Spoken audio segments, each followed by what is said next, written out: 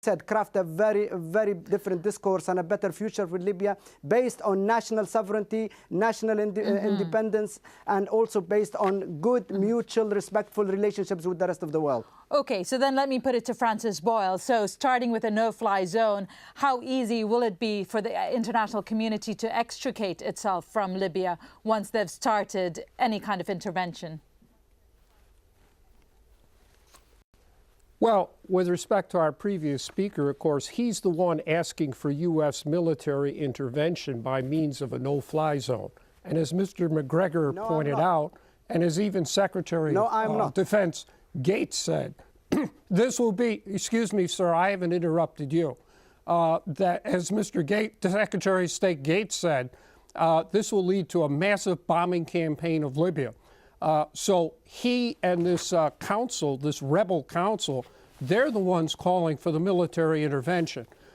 Second, I believe based on all the incidents back in the 1980s, when the Reagan administration criminally bombed Libya repeatedly, sent the Sixth Fleet over there to terrorize and intimidate, murdered 70 people in downtown Tripoli, wounded 240, and tried to murder the entire Gaddafi family, I believe the Colonel Gaddafi will fight back.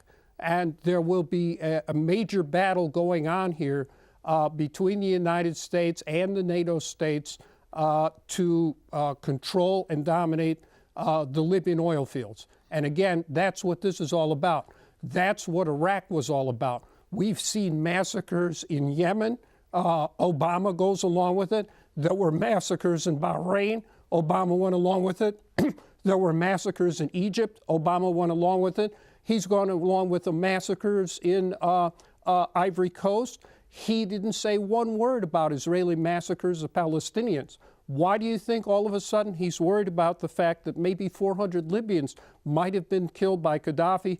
It's because of all the oil. And that's what's at stake here. And then second, the Zionists, both in Israel and in the White House and in the United States, have never forgiven Gaddafi for all the support he has given to the Palestinians. So they want him out.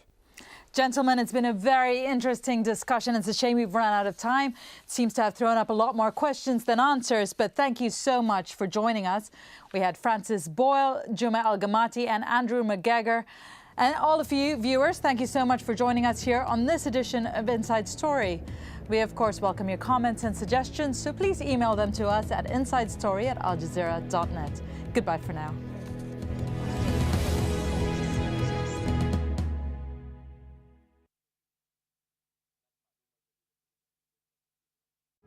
Mental disorders affect millions of Chinese citizens. But with a chronic lack of support, is this a social time bomb threatening to leave victims and broken families in its wake? 101 East, at this time on Al Jazeera. احنا الجزيرة الإنجليزية عم نسأل الناس ليش جايين اليوم. Wherever the news, whatever the story, Al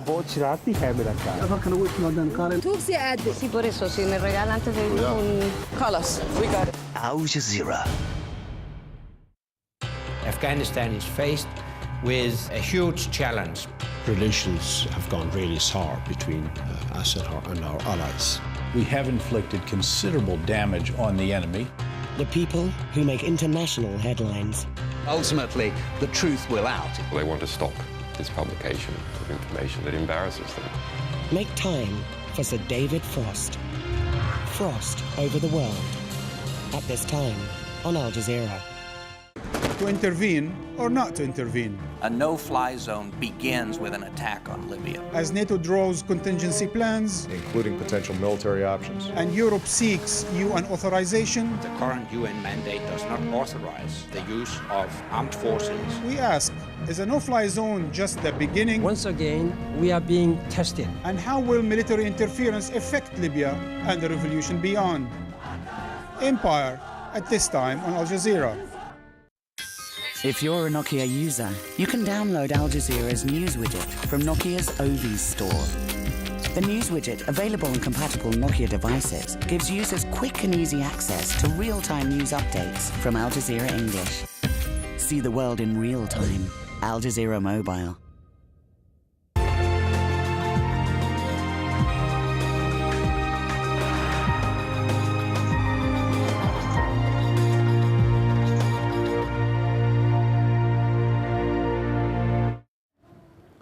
The Libyan leader's son warns of an all-out assault to crush opposition fighters. A warning backed up by tank and artillery fire, sending rebels into retreat from a strategic oil port.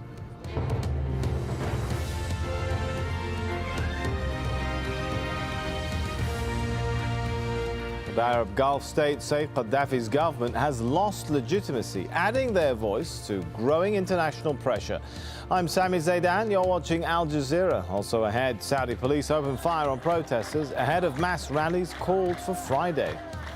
And pressuring the president, Yemenis continue their protests despite an offer of political reform.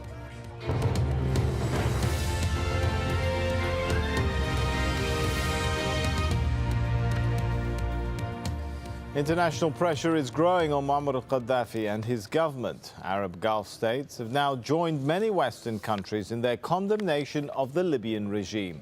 And the battle for control within the country is intensifying. Gaddafi's forces have launched new counterattacks in key rebel-held regions. Al Jazeera's Tony Bertley sent us this report from Ras Lanuf. Confident and determined, the opposition fighters in Ras Lanuf prepare for a fight against the might of Gaddafi's forces. This was a day that their resolve would be put to the test.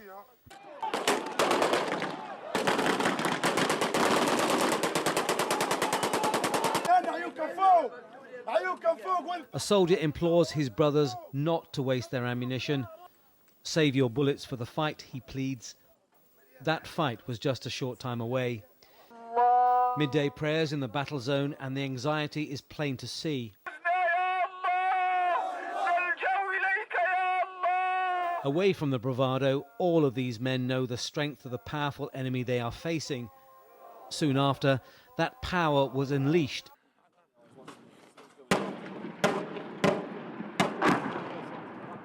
In prolonged artillery and mortar barrages.